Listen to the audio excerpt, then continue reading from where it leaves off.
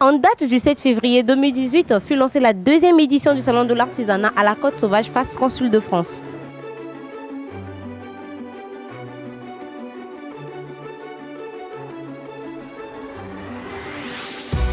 Bonjour à tous, merci d'être avec nous à la deuxième édition du Retrouvailles des artisans de Pointe-Noire.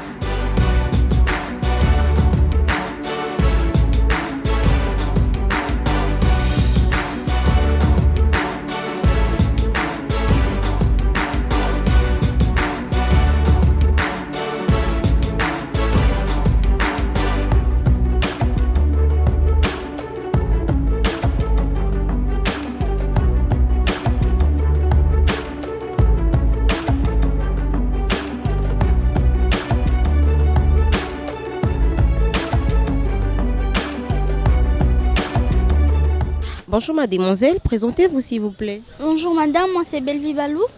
Je suis représentante de l'agence Reza Création qui nous sommes basés dans la création des tongs à perles, des tongs à fourrure, des bracelets que vous pouvez porter en tant que chevrière aussi. Nous sommes aussi dans la création des assiettes à multi-usages, des sets de table et des sacs qu'on habille avec des pagnes et des paniers aussi. Comment vous avez fait pour vous retrouver dans ce salon de l'artisanat? Bon, on nous a fait parvenir l'information via Internet et puis nous sommes venus nous présenter cela pour avoir accès à un stand. C'est une très bonne idée qu'ils ont eu à avoir car ici nous avons une très grande visibilité car il y a plusieurs personnes qui viennent découvrir, qui viennent se former et acheter aussi en même temps car il y a certaines personnes qui ne savaient pas qu'est-ce que le salon d'artisanat, qui ne savaient pas qu'est-ce que le travail de l'artisan. Donc ici ça les aide un peu à mieux s'informer. Et quels sont vos souhaits en ce qui concerne le salon de l'artisanat? Bon, selon moi, mon souhait est qu'on puisse nous laisser ce salon de l'artisanat. Vous regardez École d'art, votre magazine socio-culturel. Je vous rappelle que vous pouvez réagir via nos différentes plateformes de médias sociaux, Facebook, Twitter et WhatsApp, en vous servant du numéro qui s'affiche au bas de votre écran pour nous écrire.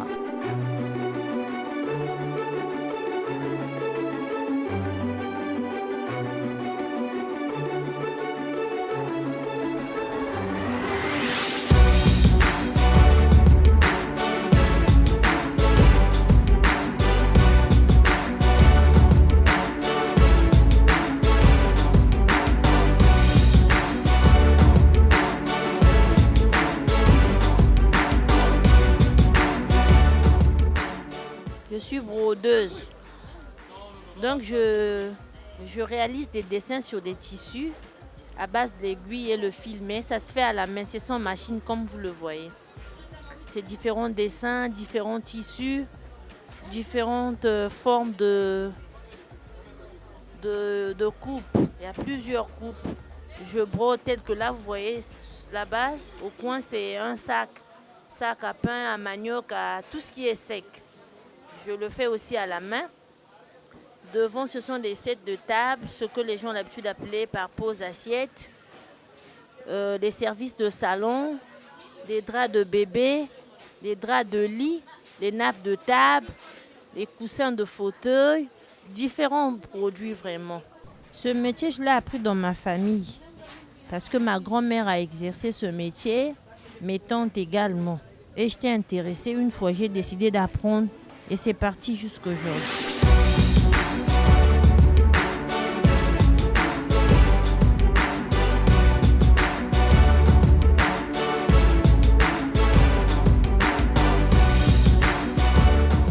Artiste, décoratrice, nous sommes là à la Côte Sauvage de Pointe-Noire. Je présente la décoration de la maison. Avec ça, d'abord, je me sens une femme. Et je suis indépendante quand je fais ça. Quand je fais ça, je suis fixée à faire que ça, pas autre chose. Mais ça se passe bien, nous sommes là, dans la tranquillité, dans le calme. Et ça, ce sont les gants de cuisine. Ça là, ce sont des peluches, comme je l'ai dit. Vous pouvez accrocher sur une voiture, tout comme dans la maison.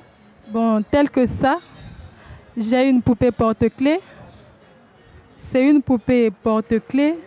Tu peux prendre ça et puis accrocher sur ta clé. Voilà. Et ça, c'est pour la décoration de la maison. La tortue, tu peux la poser soit à la tablette de la télévision ou sur la télé, n'importe où tu veux. Ça, ce sont des poupées où on peut mettre les serviettes dans la douche, au salon. Tu accroches ta serviette. Quand les invités viennent, ils sont là. Tu leur diriges là où se trouve la serviette. Et ça, ce sont des canards. Ça, ce sont des canards. Et ça, on a coupé ça pour que ça soit en forme de plume, quoi. Voilà pourquoi on a mis ça. Et ça, ce sont des poupées où on met des chouchous. Des chouchous. Et ça, c'est une poupée de décoration aussi. On met ça soit sur la télé, sur un meuble, c'est comme tu veux. Et en dessous là, il y a un panier, une petite corbeille où tu peux déposer, tu peux mettre ton argent sans que les gens sachent qu'il y a l'argent ici.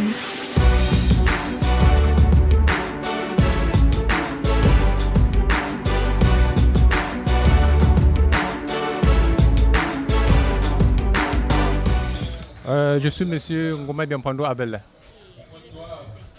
La vannerie et le garnissage, mais ici, présentement, je fais que la vannerie.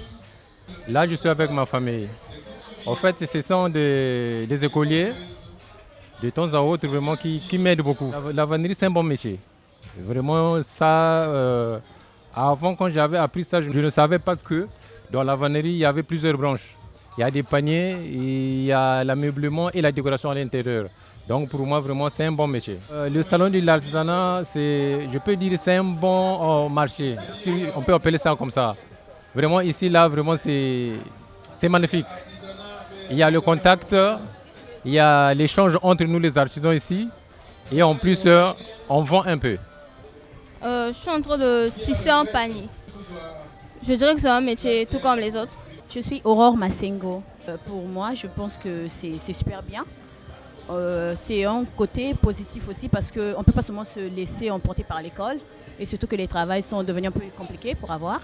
Donc du coup, moi, ça m'aide un peu pour les petits besoins. Je peux vendre un panier, je peux m'acheter quelque chose, même si papa n'en a pas, mais moi, je peux quand même me débrouiller. Quand je voyais mon grand frère, franchement, je me mettais vraiment à rire. Et quand il nous avait dit qu'il avait une commande et qu'il nous avait demandé de l'aider, au début, je faisais que rire, franchement. Et au fur et à mesure que je travaille et que surtout, ce qui m'a vraiment donné goût, c'est le salon d'artisanat. La première édition, je suis venue et quand j'ai commencé, franchement, même moi-même, j'étais vraiment étonnée, quoi. Le fait de faire. En tout cas, vraiment merci à lui parce qu'il m'a ouvert les yeux.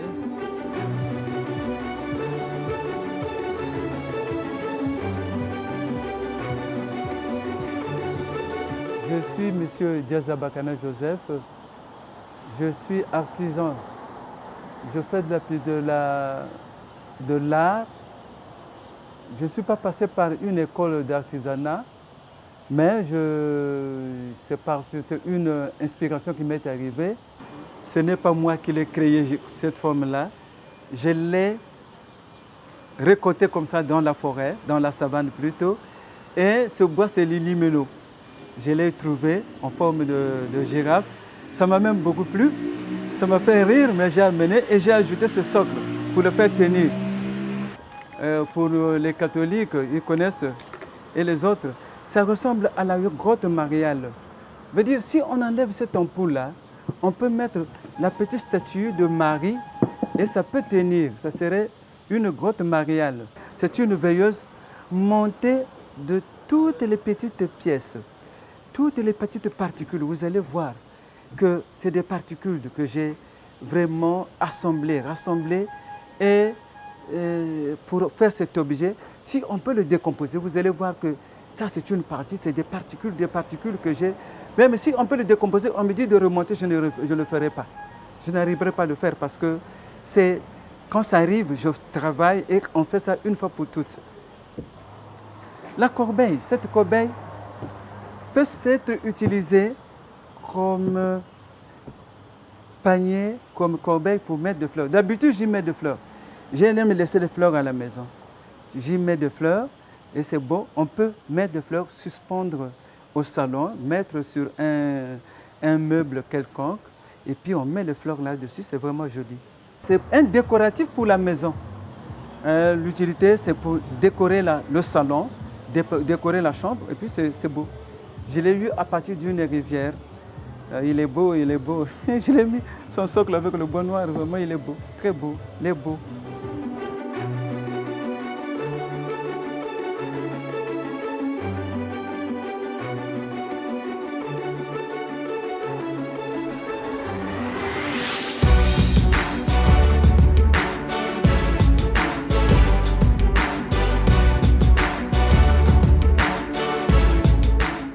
Daniel Passier, botaniste. Et comme vous aurez remarqué, nous sommes devant mon stand. Cette diversité de pots qui sortent de l'ordinaire, c'est des pots spéciaux en bambou. Non seulement que ça s'arrête en pot, mais il va en macramé. Et c'est quoi le macramé? C'est le pot qui se perche sur le plafond, sinon devant la terrasse, sur le balcon, avec des plantes tombantes. Et vous verrez que sur cette table de diversité, vous verrez qu'il y a même des vases. Au lieu que nous soyons vases en porcelaine, revenant de Chine et tout, mais originalement, le Congolais que je suis a pu sortir, a pu innover des vases en bambou.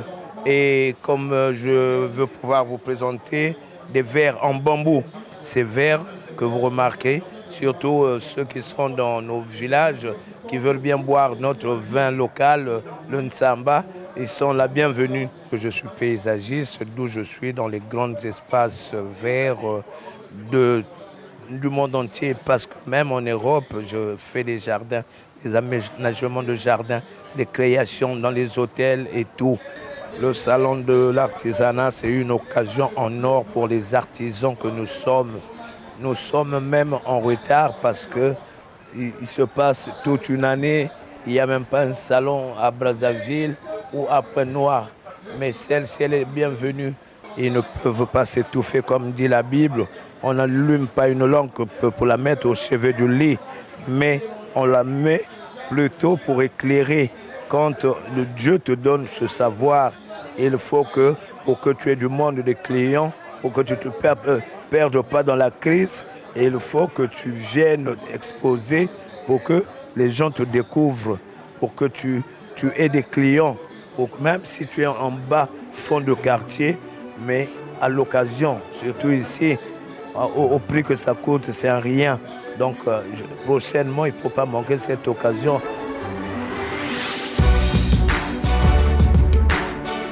Ceci est la fin de cette édition spéciale Salon de l'artisanat. Merci d'avoir suivi ce numéro, mais l'actualité se poursuit sur notre site internet www.artprogramme.com. Nous attendons également vos réactions sur nos pages Facebook et Twitter. Au revoir et à très vite.